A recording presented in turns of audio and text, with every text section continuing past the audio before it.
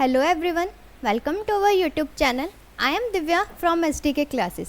जैसे कि आप सभी को पता है कि हम क्लास 10th की इंग्लिश की बुक पढ़ रहे हैं, तो हम अपने प्रीवियस वीडियोस में अपना चैप्टर 1 को कवर कर चुके हैं। आज के हम इस वीडियो में फर्स्ट पोएम को कवर करेंगे। तो चलिए हम देखते हैं कि क्या है हमारी पोएम, फर्स्ट पोएम हमारी इस बुक की। फर्स्ट पोएम जो है वो है a tiger in the zoo. मतलब इस पोएम में किसके बारे में डिस्कस करा होगा, साफ साफ आप लोगों को नाम, पोएम का नाम पढ़ के ही पता चल गया होगा कि हम इस पोएम में किसके बारे में पढ़ने वाले हैं। टाइगर के बारे में, जो कहाँ रहता है, ज़ू में रहता है। इसके पोएट कौन है? Leslie Norris. ठीक है, तो अब हम अपनी पोएम को शुरू करते हैं और देखते हैं कि क्या है हमारी इस पोएम के अंदर। पोएम पढ़ने से पहले कुछ चीज़ें दी गई हैं। This poem contrasts a tiger in the zoo with the tiger in its natural habitat. The poem moves from the zoo to the jungle and back again to the zoo. मतलब कि इस पोएम में हम किसके बारे में पढ़ेंगे, तो हमें नाम से ही पता चल गया कि इस पोएम में हम टाइगर के बारे में पढ़ेंगे, जो कहाँ रहता है, ज़ू में रहता है।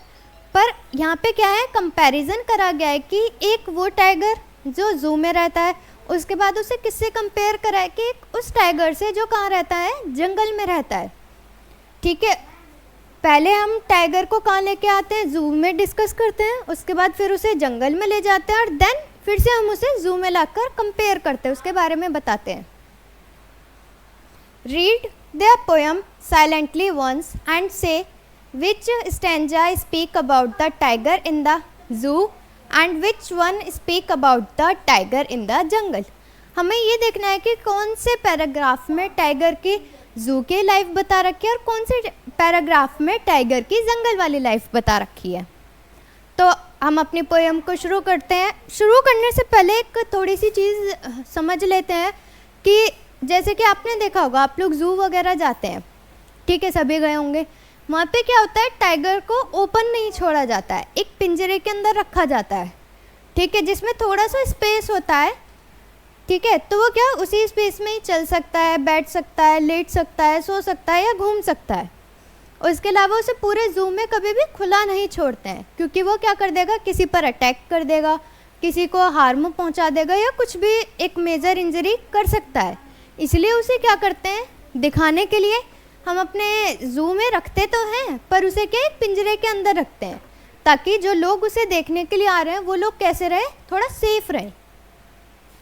पर जो हमारे जंगल वाले लॉयंस या टाइगर्स होते हैं, वो क्या होते हैं, बिल्कुल ओपन होते हैं, फ्री होते हैं, उन्हें किसी भी पिंजरे में नहीं रखा जाता, वो कहीं भी घूम सकते हैं, किसी को भी मार के खा सकते हैं और फुल फ्रीडम के साथ होते हैं।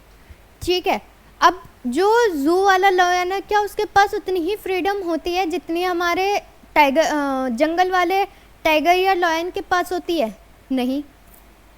ये तो आप लोगों को भी दिखता होगा ना कि भाई जो टाइगर अगर केस में है, एक पिंजरे में है, तो जाहिर सी बात है कि उसके पास थोड़ा सा ही स्पेस है चलने के लिए, अपना एंजॉयमेंट करने के लिए या कुछ भी करने के लिए। और हालांकि उसे शिकार करके भी उसे अपना खाना नहीं मिलता है, जो ज़ू वालों ने उसे खाना दे दिया, सिर्फ उन एनिमल्स को वही खाना खाना पड़ता है, हमेशा एक ही टेस्ट का, एक ही जैसा, चाहे वो उन्हें अच्छा लगे या ना लगे।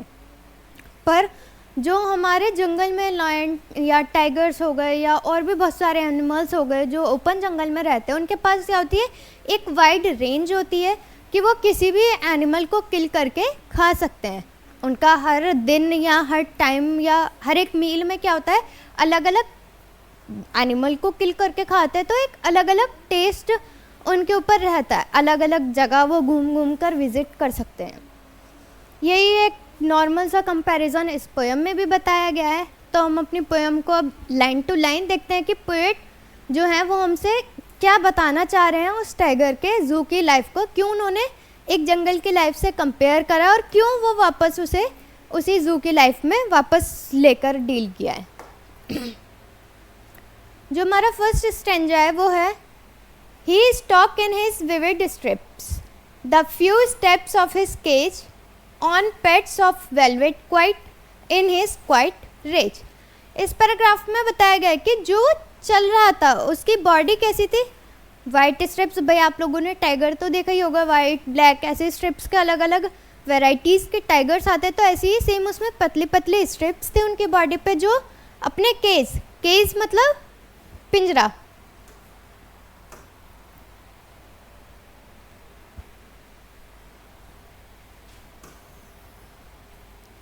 केज का क्या मतलब होता है, पिंजरा, ठीक है। तो वो क्या केज के अंदर था, छोटे छोटे से वो अपने कदम रख रहा था बहुत शांति से।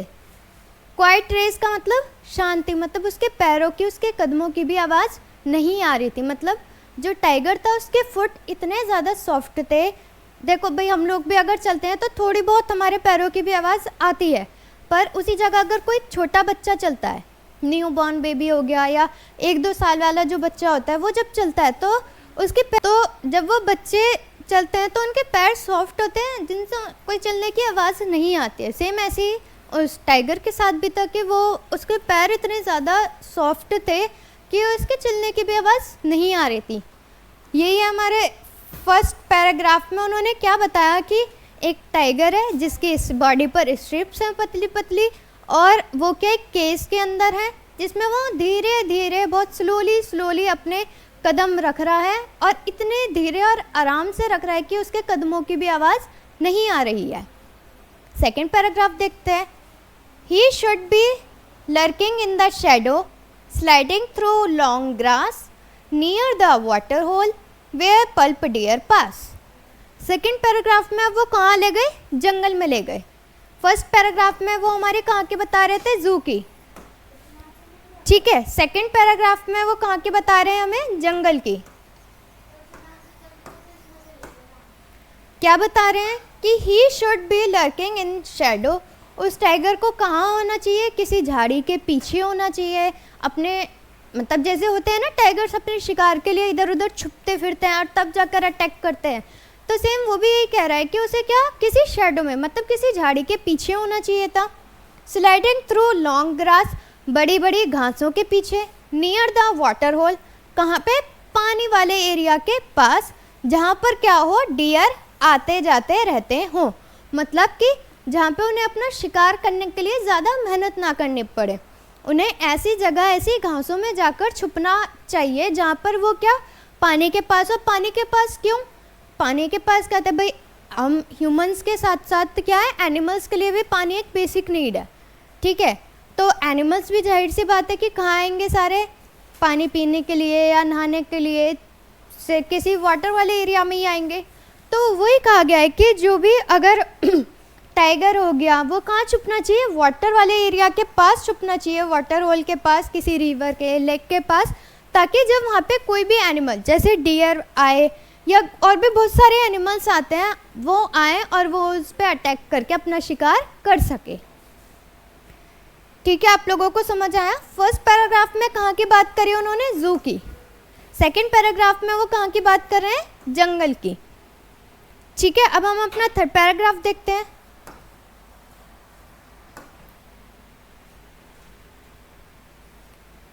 He should be snuggling around houses at the jungle's edge, burning his white fang, his claws, terrorizing the village.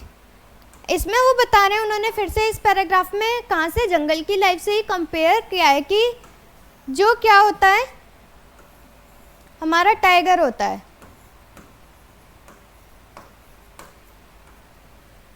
उसे क्या पूरे जंगल में इधर से उधर घूमना चाहिए। घूम के वो कहाँ कहाँ जाएगा, हमारे घरों के पास जंगल के कोने कोने पे जाएगा। अब भाई जंगल है तो जाहिर सी बात है वहाँ कुछ लोग तो जंगल की देखभाल के लिए रहते होंगे, एक छोटा सा विलेज बना रखा होगा, बना हुआ होता भी है। जाहिर सी बात है अगर हम किसी भी जंगल के पास जाते हैं तो हमें उससे पहले एक छोटा सा विलेज कह लो या छोटा सा शहर कह लो कि हमें वो मिलता है। तो वो क्या होता है, उस जंगल की प्रोटेक्शन के लिए होता है कि कोई भी ऐसा ना हो कि कोई एक ऐसा पर्सन आ जाए जो सारे एनिमल्स को हंट करके अपना बिजनेस कर रहा हो। नहीं, वो क्या होता है, उसकी देखभाल के लिए होता है। ठीक है, देखभाल के लिए होता है। तो अब ऐसा तो है नहीं कि जो टाइगर्स हैं या जो एनिमल्स हो गए वो क्या सिर्फ अपने जंगल में ही घूमेंगे। भाई उनके पास अगर इतनी नॉलेज होती तो वो ह्यूमन नहीं होते, एनिमल ही क्यों कहलाते हैं। ठीक है, तो वो क्या उन्हें नहीं पता होता कि उन्हें कहाँ घूमना है, तो वो कई बार विलेजेस में भी चले जाते हैं और जब वो विलेजेस में जाते हैं तो विलेजेस के लोग कैसे हो जाते हैं, डर जाते हैं, जबकि वो उन्हें अटैक नहीं कर रहे होते हैं, वो सिर्फ नॉर्मल अपना घूम रहे होते हैं, पर लोग क्या होते हैं फिर भी डर जाते हैं। जैसे अब हम आज के टाइम पे देख रहे हैं कि भाई फॉरेस्ट काटते जा रहे हैं, तो जो टाइगर्स हो गए या एलिफेंट्स हो गए, ये सब क्या आ रहे हैं, शहरों की तरफ बढ़ते हुए आ रहे हैं। पर क्या वो हर टाइम शहरों में हर एक ह्यूमन बीइंग को हर्ट ही करते हैं? नहीं, बहुत जगह वो आराम से घूम कर भी निकल जाते हैं, पर लोगों को क्या एक फियर होता है कि वो कहीं हम पे अटैक ना कर दें। सेम वही चीज़ विलेजेस वाले लोगों के पास थी कि वो टाइगर्स आराम से वहाँ घूमते तो थे, पर उन लोगों को डर रहता था कि कहीं ये हमारे ऊपर अटैक ना कर दें। ये था हमारा थर्ड पैराग्राफ। अब हम चलते हैं फोर्थ पैराग्राफ की तरफ।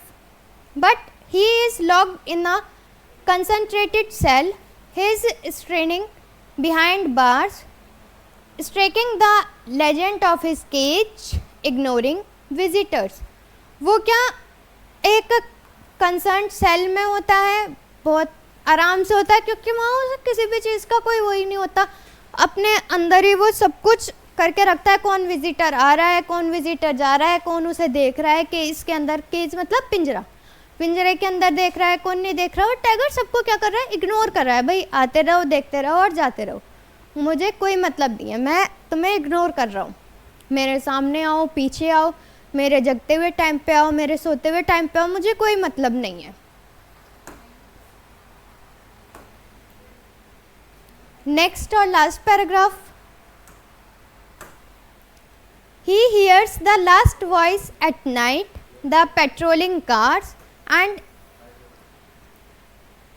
stares with his brilliant eyes at the brilliant stars. इस पैराग्राफ में वो कहाँ पर आ गया, फिर से जू वाली लाइफ में आ गया। क्या कह रहा है, He hears the last voice at night। उसने क्या उस दिन की रात में, मतलब जो पूरा एक वो दिन की स्टोरी बता रहा है उसकी, जब वो उस दिन की रात हुई तो वो क्या रात में एक आखिरी आवाज़ वो सुनता है, जो किसकी थी, पेट्रोलिंग कार्स की थी। पेट्रोलिंग कार्स मतलब इसमें वो लोग आते हैं जो मतलब जू की देखभाल करते हैं। वो क्या चेक करने आते हैं कि सारे पिंजरे बंद हैं, क्या सारे एनिमल्स हैं अपने अपनी जगह पर या नहीं है। तो वो ऑफिसर्स चेक करने आए थे जू में। And stairs with his brilliant eyes, और वो अपनी चमचमाती हुई आँखों से एट द ब्रिलियंट स्टार्स, और वो किसे देख रहा था, चमकते हुए तारों को देख रहा था। इससे चमकते हुए तारों को, चमकती हुई आंखों से चमकते हुए तारों को देखने का क्या मतलब है कि वो किसके लिए कर रहा था कोशिश, फ्रीडम के लिए।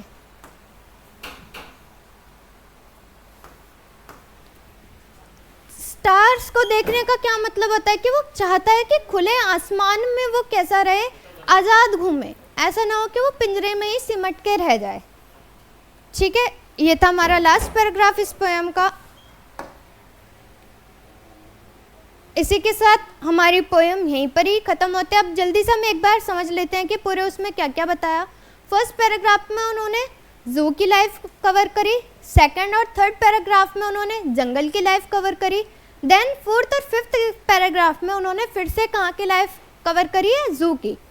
जू की लाइफ को कंपेयर करा उन्होंने जंगल से कि भाई वो क्या जू में क्या रहता है, उनके पास कोई फ्रीडम नहीं होती, एक केज होता है जिसमें ही उन्हें थोड़ा सा स्पेस मिलता है चलने का, घूमने का, फिरने का, खाने पीने का।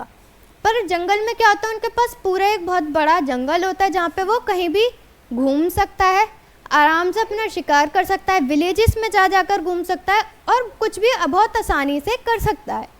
देन उसने बताया है फोर्थ पैराग्राफ में हमारे पोएट ने कि वो क्या खुले नहीं, वो क्या जो भी लोग विजिट्स करने आते हैं उसे जू में, उन्हें क्या करता है, वो इग्नोर करता है। भाई उसे नहीं होता कोई मतलब, वो अपने अंदर बस कंट्रोल करता है कि ठीक है जो मुझे देखने आ रहा है सब ठीक है, कोई दिक्कत नहीं है।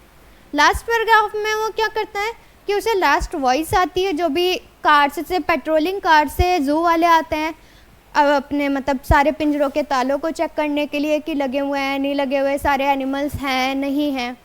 और वो क्या टाइगर अपनी चमचमाती हुई आँखों से चमचमाते हुए सितारों को देख रहा है और क्या सोच रहा है कि काश वो भी एक आज़ाद टाइगर होता। यही थी हमारी पोएम। आई होप आप सभी बच्चों को समझ आ गई होगी पोएम।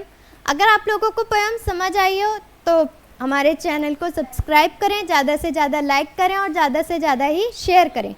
अगर आपको किसी भी चैप्टर के कोई भी, जैसे अब बच्चों के एग्ज़ाम शुरू होने वाले हैं, स्कूल खुलते ही, तो आपको किसी भी चैप्टर्स की 9th to 12th में से किसी भी बुक के किसी भी चैप्टर्स की कोई भी वीडियोस या क्वेश्चन आंसर्स कुछ भी चाहिए हो तो आप मुझे कमेंट में बता सकते हैं। मैं कोशिश करूँगी कि सबसे पहले उन टॉपिक्स पर आपके लिए वीडियोस बनाऊं और अपलोड करवाऊं ताकि आप लोगों के एग्ज़ाम टाइम्स में हेल्प हो सके। Thank you.